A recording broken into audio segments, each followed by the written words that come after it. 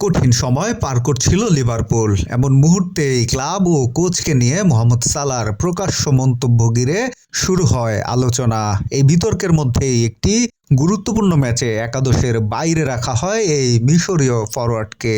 Liverpool dressing রুমে কি ভাঙন ধরেছিল? দ্য রেডস শিবিরের মিডফিল্ডার কার্টিস জোন্স জানিয়েছেন, সব জল্পনার অবসান ঘটিয়েছেন মোহাম্মদ সালাহ নিজেই। বিষয়টি নিয়ে সতীর্থদের সঙ্গে সরাসরি কথা বলেছেন সালাহ।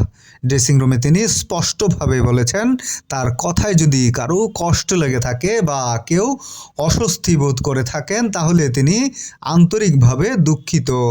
লিভারপুল মিডফিল্ডার জানিয়েছেন, ড্রেসিং রুমে কোনো ভাঙন ধরেনি। সালাহ ছিলেন আগের মতোই ইতিবাচক, হাসি খুশি ছিলেন, আচরণে কোনো পরিবর্তন আসেনি।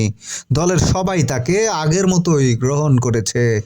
এটা এমন একজন খেলোয়াড়ের মানসিকতা যিনি সব সময় জিততে চান, মাঠে নিজের সেরাটা দিতে মরিয়া। উচ্চবিলাস আর জয়ের তাড়নাকে কখনোই স্বার্থপরতা বলা উচিত নয়। অল রেডস শিবিরের এই মিডফিল্ডার বলেছেন, সালার মন্তব্য ছিল হতাশা থেকে আসা। দলকে অস্থির করার কোনো উদ্দেশ্য সেখানে ছিল না।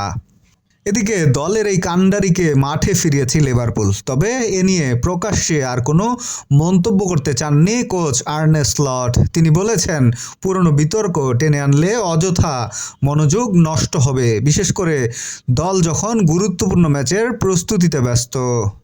লিভারপুল ড্রেসিং রুম এখন ঐক্যবদ্ধ, অবসান হয়েছে ভুল বোঝাবুঝির।